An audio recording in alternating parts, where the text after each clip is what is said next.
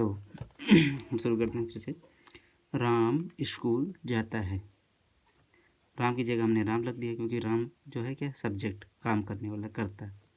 और जाता की जगह गो, गो माने जाना। तो राम क्या है, एक नेम है, तो इसके साथ हम क्या लगाएंगे, यस या ईएस। तो ईएस लगाते हैं, राम गोज टू, और इसमें ऑब्जेक्ट क्या है, कहाँ को जाता है, स्कूल को। Ram goes to school. अगला उदाहरण लेते हैं। मैं घूमने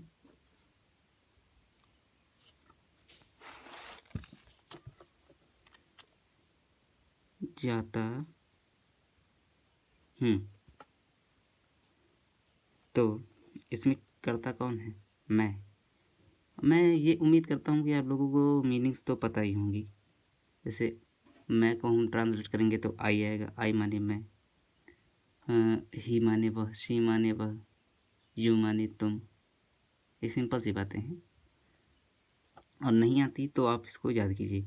और अगर ज़्यादा प्रॉब्लम हो रही तो मुझे कमेंट कीजिए, मैं फिर से एक वीडियो इनके ऊपर बना दूंगा, कैसे हमको याद करना है, कौन कौन सी चीज़ें ध्यान रखनी है। और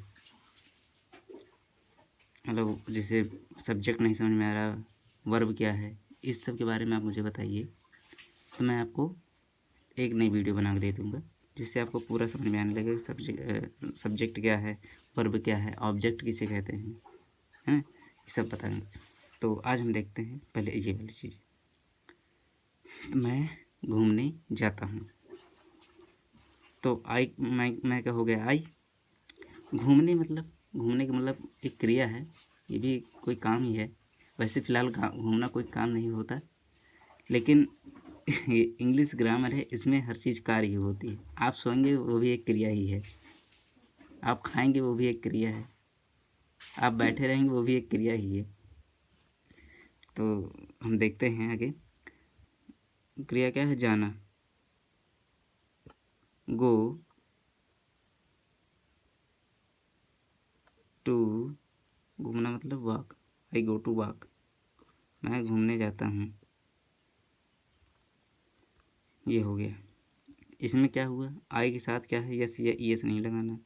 और हाँ, एक चीज़ मैं बताना भूल गया था कि जैसे ही, शी, इट या कोई नेम, इसके साथ वर्ब में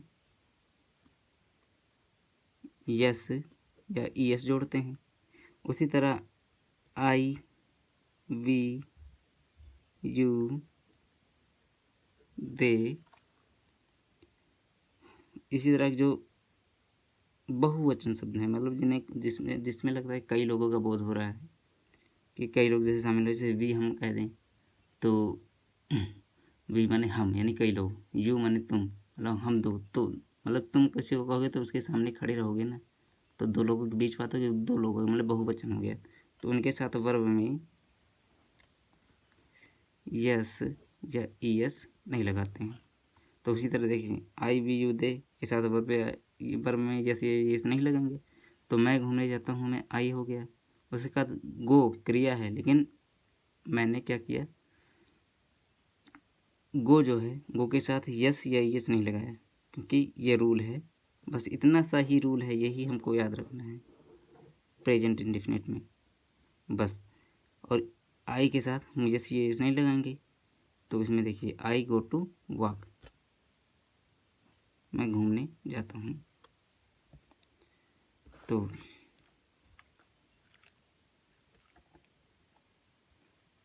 अगला सेंटेंस लेते हैं इसी में। अब ये सब जो कैटेगरी है, ये अफर्मेटिव मतलब एकदम सिंपल में, साधारण वाक्य में आते हैं, जिनको साधारण वाक्य बोलते हैं। साधारण वाक्य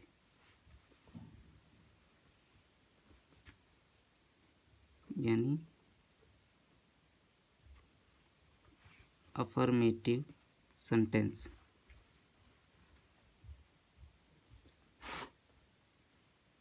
सेंटेंस कहते हैं। अफर्मेटिव सेंटेंस यानी फिलहाल इस मीनिंग से इसका कोई संपर्क नहीं है, मतलब इससे इसका कोई इंटेंशन नहीं है, इससे इसका कोई मैच नहीं कर रहा। लेकिन अफर्म का मतलब होता है स्वीकार करना। अफर्म मतलब होता है स्वीकार करना। उसी से बना है अफर्मेटिव, मतलब ऐसे वाक्य जिनमें स्वीकारता का भाव है, तो कोई चीज़ स्वीकार की जा रही है, तो वही अफर्मेटिव सेंटेंस में हो रही है। जैसे राम स्कूल जाता है, ये बात स्वीकार है, मतलब कि सत्य है कि हाँ राम स्कूल जाता होगा, तभी तो कोई कह रहा है राम स्कूल जाता है। हैं? अगर नहीं जाता तो सीधा मना करता राम स्कूल नहीं जाता है, इसलिए वो बात स्वीकार की गई, इसलिए अफर्मेटिव सेंटेंस में आते हैं। इसके बाद क्या आएगा? Negative sentence.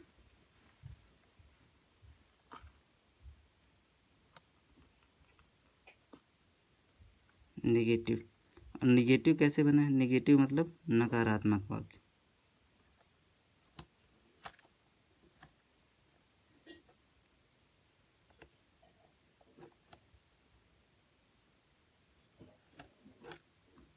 नकारात्मक वाक्य।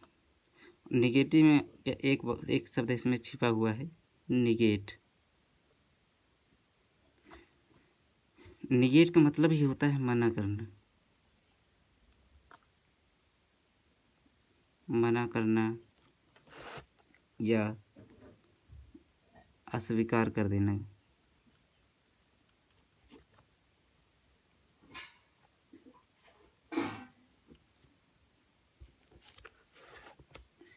तो इन वाक्यों में कोई भी मतलब इस प्रकार के वाक्यों में क्या होता है, किसी भी चीज़ की को माना नहीं जाता, मतलब उसको अस्वीकार कर देता है, अस्वीकार कर दिया जाता है, मतलब कि उस चीज़ से मना कर दिया जाता है जो काम हो रहा है।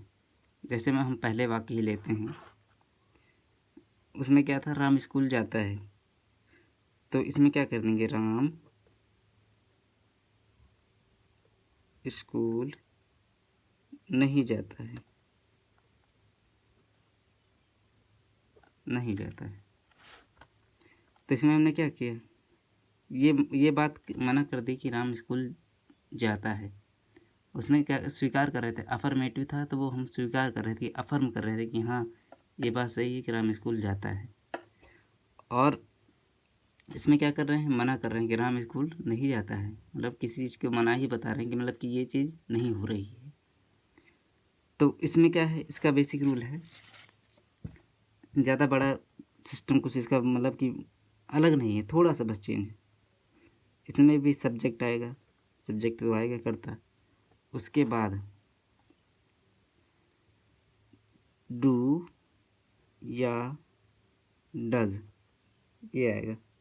इसकी भी कैटेगरी बताऊंगा कि मतलब डू कब यूज़ होगा, डज कब यूज होगा। और उसके बाद नॉट,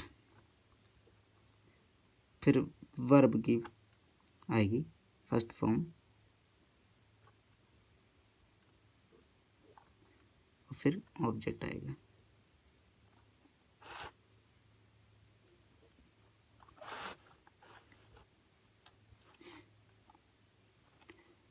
तो इसमें हमारा सब्जेक्ट क्या है, राम, तो हम राम लिख लेंगे पहले। तो उसके बाद क्या कर रहे हैं, डू या डस। अब इसमें भी यही बात है कि डू किसके साथ लगेगा, आई वी यू और दे के साथ। और डज किसके साथ लगेगा, डज लगेगा ही सी इट या कोई नेम। तो इसमें हमने क्या है, ये एक नाम है राम, कोई लड़का है, नाम है ये राम, तो इसके साथ हम क्या लगाएंगे, डज। इसमें लगेगा राम डज, उसके बाद क्या है, नॉट। वर्ब क्या है, जाता, यानी गो टू। ऑब्जेक्ट क्या है, school. Ram does not go to school. Okay, ये बात क्लियर हुई मेरे ख्याल से।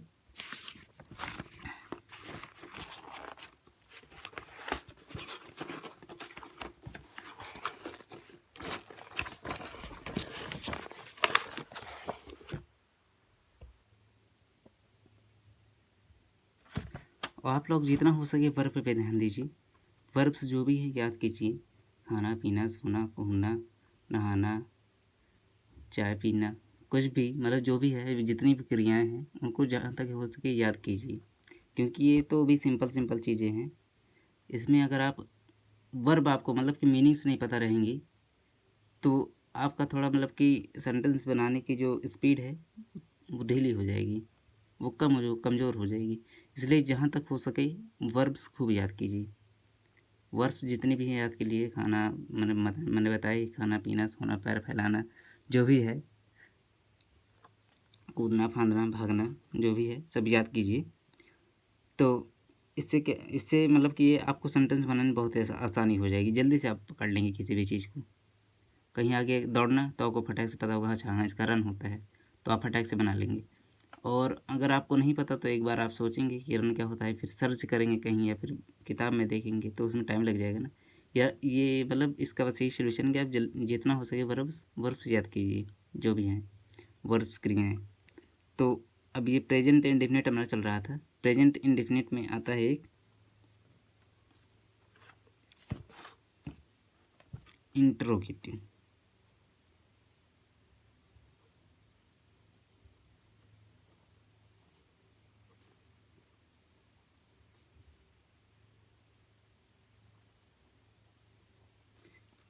प्रेजेंट इंडेफिनिट में हमने क्या पढ़ा, अफर्मेटिव यानी स्वीकार करने वाले वाक्य जिसमें हर चीज़ की स्वीकृति हो, मतलब किसी चीज़ की मनाही नहीं हो। ये काम करता है, वो काम नहीं करता है, वो खाना खाता है, वो नहाने जाता है, वो सोने जाता है, जो भी हो उसमें किसी भी बात की मनाही नहीं हो रही, वो स्वीकार किया जाता है, इसलिए वो अफर्मेटिव यानी सिंपल वाक्य है। और दूसरा आया था नेगेटिव, मतलब किसी बात को मना कर देना। अब ये जो चल रहा है ना, ये हर एक टेंस में आएगा, जैसे प्रेजेंट इंडेफिनिट में ये चार हो गए, affirmative, negative, interrogative, interrogative, negative. उसी तरह प्रेजेंट कंटिन्यूस आएगा, उसमें भी होगा। प्रेजेंट परफेक्ट आएगा, उसमें भी होगा। प्रेजेंट परफेक्ट कंटिन्यूस आएगा, उसमें भी ये चार रहेंगे। तो आप जितना उम्मीद हो सके जो मैं पढ़ा रहा हूँ इसको अच्छे से आप लोग कंठस्थ करते जाइए, मतलब कि याद करते जाइए, रिवीजन करते जाइए, और वर्ब्स पे विशेष ध्यान दीजिए। तो इंट्रोगेटिव आ गया आपकी, इंट्रोगेटिव सेंटेंस यानी प्रश्नवाचक वाक्य।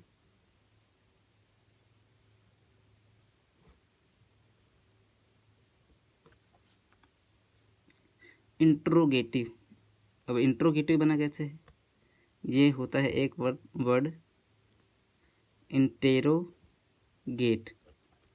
इंटेरोगेट का मतलब ही होता है प्रश्न पूछना या पूछताछ करना।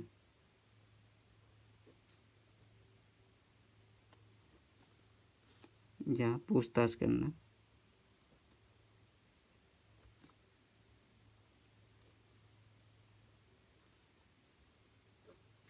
प्रश्न पूछना है, पूछताछ करना है, इसका मतलब यही होता है। तो ऐसे वाक्य जिसमें प्रश्न पूछने का काम हो, यानी जिसमें प्रश्न पूछा जाए, उसको कहते हैं इंटेरोगेटिव। मतलब इसमें इस वाक्य में क्या हो रहा है, प्रश्न पूछा जा रहा है। जस्ट हम पिछले वाक्य को ही ले लेते हैं, उससे आप ज़्यादा रिलेट कर पाएंगे, इसलिए मैं वही वाक्य ले रहा हूँ। शायद आपको लगे कि अब मुझे कोई वाक्य नहीं आ रहा है, और मतलब कि कोई वाक्य याद ही नहीं हो रहा है, तो उसका ही कोई कारण नहीं है। पिछले वाक्य इसलिए ले रहा हूँ क्योंकि आप उससे रिलेट कर पाएँ कि उस वाक्य में क्या डिफरेंस था, फिर उसके बाद वाक्य में क्या डिफरेंस है, फिर इसके बाद वाक्य में क्या डिफरेंस है। तो इसमें ले लीजिए वही वाक्य,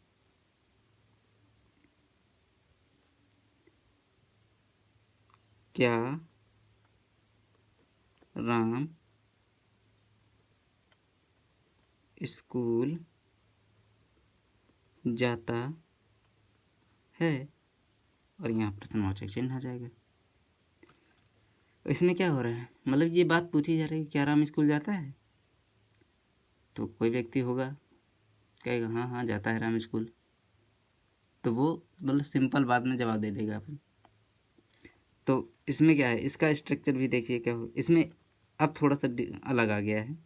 इसमें क्या होगा, इसका स्ट्रक्चर, पहले सब्जेक्ट इसमें नहीं आएगा, पहले आ जाएगा इसमें प्रश्नवाचक जो है चिन्ह के साथ जो इसमें जोड़ा जाता है, डू या डज, फिर आएगा उसके बाद आएगा सब्जेक्ट, फिर उसके बाद क्या आएगा, वर्ब की फर्स्ट फॉर्म, ठीक, उसके बाद आएगा ऑब्जेक्ट। ओके, और डू या डज मैंने बताया ही, आई वी यू दे जो भी हो उसके साथ डू लगाएंगे। और डज क्या है, डज लगाएंगे हम किसके साथ, ही सी इट या कोई नाम। तो इसमें हमारा साथ क्या है, मतलब इसमें क्या है, इसमें राम है, राम या राम कोई नाम है, तो नाम के साथ हम क्या लगाएंगे, डू या डज, इसके साथ लगाएंगे डज, तो यहाँ पे हम डज लगा दिए पहले। अब सब्जेक्ट क्या है, राम, तो राम लगा देंगे। उसके बाद क्या कह रहा है, वर्ब मतलब जाना, तो जाना हो गया गो। ऑब्जेक्ट क्या है, कहाँ को जा रहा है, स्कूल, तो टू स्कूल, यानी does Ram go to school, मतलब क्या राम स्कूल जाता है। हाँ, उसने एक प्रश्न पूछ लिया, प्रश्न पूछे काम ख़त्म हुआ। तो ये बात क्या मतलब वो करती है कि इन वाक्यों में प्रश्न पूछना जायज़ है, मतलब प्रश्न इसमें पूछा ही जाएगा, तभी ये इंट्रोगेटिव सेंटेंस कहलाएगा, अन्यथा ये इंट्रोगेटिव सेंटेंस कहने का कोई मतलब ही नहीं है। नहीं तो ये तो अफर्मेटिव हो जाएगा ना, फिर अगर सिंगल क्या हटा दें हम, तो ये वही सेंटेंस बन नहीं जाएगा, राम स्कूल जाता है। तो इसमें क्या लग रहा है, मतलब प्रश्न पूछने की वजह से ये इंट्रोगेटिव सेंटेंस बन गया। और इंट्रोगेटिव सेंटेंस, इंट्रोगेटिव मतलब मैंने मतलब बताया कि इंट्रोगेटिव जो बना है इंट्रोगेट से बना है। इंट्रोगेट का मतलब होता है प्रश्न पूछना, यानी हम जो प्रश्न पूछते हैं जिन वाक्यों में, उनको कहते हैं इंट्रोगेटिव। एक और ले लेते हैं, डू वाला,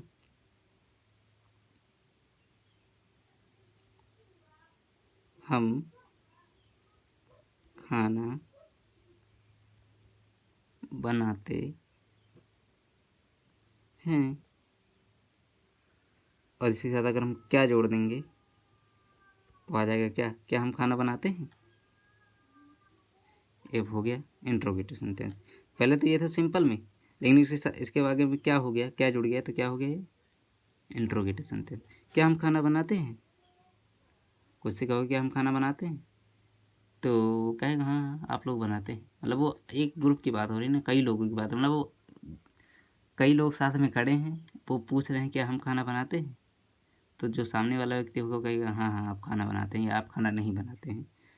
तो इसमें देखिए हम आ गया, हम का क्या होता है इंग्लिश, हम का इंग्लिश होता है वी माने हम, तो वी के साथ क्या लगेंगे, हम बताए ना आई बी यू दे, आई बी यू दे के साथ डू, तो यहाँ पे आ जाएगा डू। और हम का इंग्लिश होता है वी, तो डू वी। और खाना बनाने का मतलब क्या होता है, खाना बनाने को इंग्लिश में क्या कहते हैं, cook.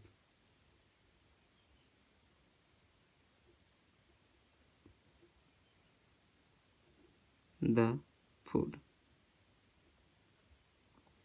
Do we cook the food, क्या हम खाना बनाते हैं।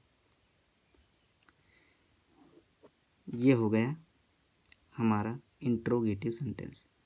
तो मैं एक बात फिर से रिवीजन करा दूं कि हम लोग टेंस पढ़ रहे थे, टेंस का मतलब होता है काल, काल का मतलब होता है समय। समय जो 3 प्रकार के होते हैं, या तो जो बात बीत चुके हैं पास्ट, या फिर जो चल रहा है प्रेजेंट, या जो आएगा वो फ्यूचर, यानी past tense, future, present tense और फ्यूचर टेंस। तो इनकी भी 4 कैटेगरी हैं, present indefinite, present continuous, present perfect continuous, और इसी तरह करके past present, past continuous, future present, past indefinite, past continuous, future indefinite, future continuous. तो उनमें भी 4 कैटेगरी आ गई सेंटेंसों की। सबसे पहले अफर्मेटिव सेंटेंस है प्रेजेंट इंडेफिनिट में, जिसमें क्या था, कोई बात स्वीकार सिर्फ की जा रही थी कि राम स्कूल जाता है, मतलब राम स्कूल जाता है, बस इतनी सी बात। और उसके बाद फिर आया निगेटिव, उसी बात को मना कर देना, मुकर जाना उसी बात से कि नहीं राम स्कूल नहीं जाता है। फिर वही बात आ गई अगली प्रश्न पूछने वाली, मतलब कोई आया पूछा क्या राम स्कूल जाता है, तो जो अफर्मेटिव वाला रहेगा कहेगा हाँ राम स्कूल जाता है। तो ये 3 चीज़ें हो गई। अगली वीडियो में मैं आपको इसका एक और बड़ा पार्ट बताऊंगा, क्वेश्चन वर्ड वाले, मतलब जिनमें व्हाट, व्हेन, वाई ये सब पहले आ जाते हैं, उसके बारे में बताऊंगा। और एक टाइप इसका और बचा है इंट्रोगेटिव नेगेटिव। उसके बाद फिर हम अगला टाइप शुरू करेंगे प्रेजेंट कंटिन्यूस का। तो कीप वाचिंग, देखते रहिए और वीडियो को लाइक ज़रूर कीजिए। अब यहाँ तक आए सब्सक्राइब भी कर लीजिए ताकि आगे की वीडियो मिले तो आपको नोटिफिकेशन मिलता रहे। और जहाँ तक ये पहली वीडियो है और आगे सुधार होता रहेगा, ऐसी बात नहीं है। तो पढ़ते रहिए, वर्ब से याद कीजिए। मिलते हैं अगली वीडियो में। Okay, bye bye.